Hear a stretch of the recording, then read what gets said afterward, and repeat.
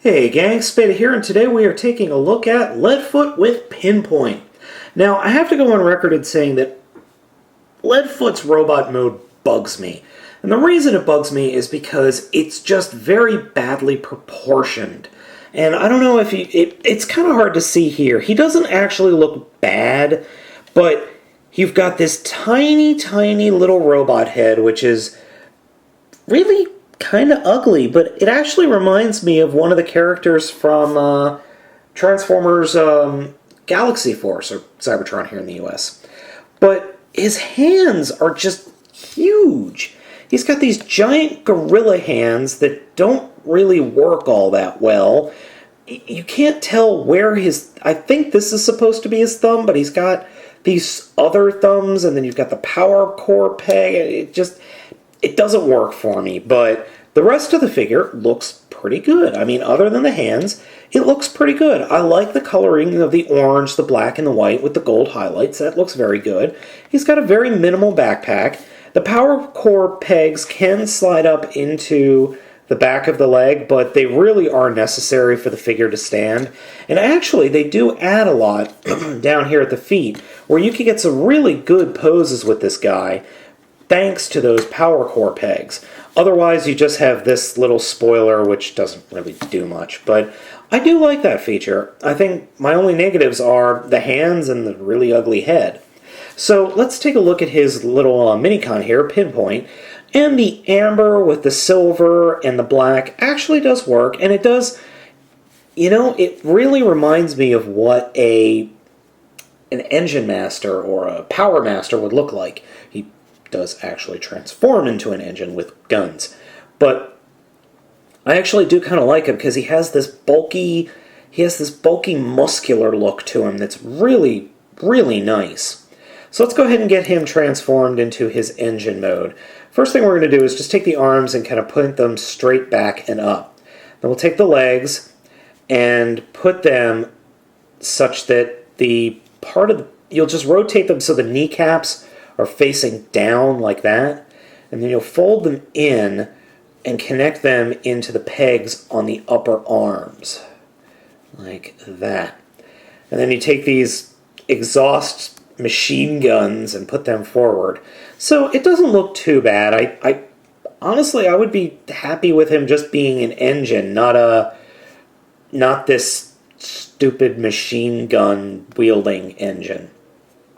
So we'll put him off to the side for right now. Oh, he does have a gun mode, but I like to leave him like this and just have Leadfoot hold him between both arms. It actually looks pretty funny. It looks better like that on the shelf. So Leadfoot's transformation is pretty satisfying, actually. Just by looking at pictures, you could kind of guess what happens, but it is kind of fun. So what we'll do first is we will take the legs and starting at the kneecaps, detach them from the upper legs and completely fold them forward. And then while you're doing that, you can attach them together like that. So it looks like he's kind of kneeling, but not really. And then fold those parts all the way up to up over the top part of the figure's legs. And then try and get everything to stay together like that. Next, we'll take the arms and the shoulders and actually disconnect the shoulders and swivel them down. We'll do something with them in a second, but I want to get to the backpack. Open up the backpack slightly, fold the backpack up and then open it up, and that will allow you to put the backpack smoothly over the figure's head. Now first, this is where I like to call Leadfoot's alternate mode alternate mode into play.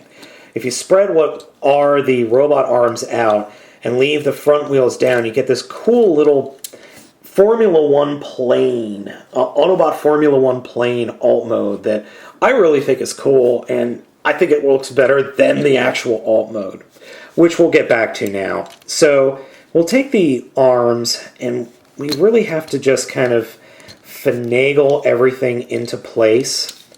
Fold the white parts, the shoulder pads up such that they fit into this groove. So we'll fold it so that the shoulder pad fits into the groove, and you have to hold it while you do this. Then the fingers flip forward and fold all the way down to form exhaust pipes. So we'll do that on both sides. And like I said, I like to hold on to the middle section of the figure just so everything stays together. And be careful, you can easily pinch yourself. Now this is where it gets a little weird. There is a tab right next to where the thumb is in robot mode. That hole fits this tab on the orange part, and sometimes it doesn't go in, sometimes it does. Sometimes you just gotta force it in. And once you do that, you can fold the front wheels up into place, and there we have a Formula One Leadfoot in car mode. Now, our little friend Pinpoint can actually fit on top, and he looks completely out of place up here, but there you go. I really actually dig the car mode. I think Pinpoint looks ridiculous here, but I love the car mode. I really dig the car mode. It just looks good. And plus that added feature of having the little flying mode there, I really dig that. And I think this is a good little alt mode. So, now that we've seen the alt mode and we've seen the alt mode, let's go ahead and take a look at him in his Power Core Combiner mode. To start the transformation, we're going to actually grab the head. I said grab the head and pull the entire chest down, and then we'll just swivel the robot head for the other robot head. Next, we're going to take the shoulders and actually pull them down and put them on the side of the lower side of the figure. And once we've got that done, we're actually going to go in and spin the arms completely 180, pointing straight up. And yes, I am looking at the directions as I'm doing this, because this transformation is a little bit finicky, which I'll get to in a moment. You'll see what I'm talking about here. As I'm trying to figure things out, I realize that I'm being a dumbass. Turn the figure around. There we go. Now you'll see you're going to have to collapse the arms a little bit. And a little bit later in the review, I'll talk about this, but there are pegs that actually go over the rear view mirrors on the back there.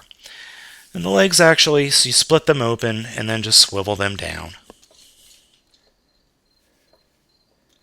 The swiveling down of the legs does cause some issues with the ultimate form of the robot, in the fact that there's not a lot of posability, but you do get a lot of stability at that joint. And here you see me struggling with trying to get those stupid little tabs or pegs to go in there. And that's more or less it. Though every time you move the figure, those arms will pop off. So we're going to put Leadfoot down, and then we're going to take a look at Pinpoint.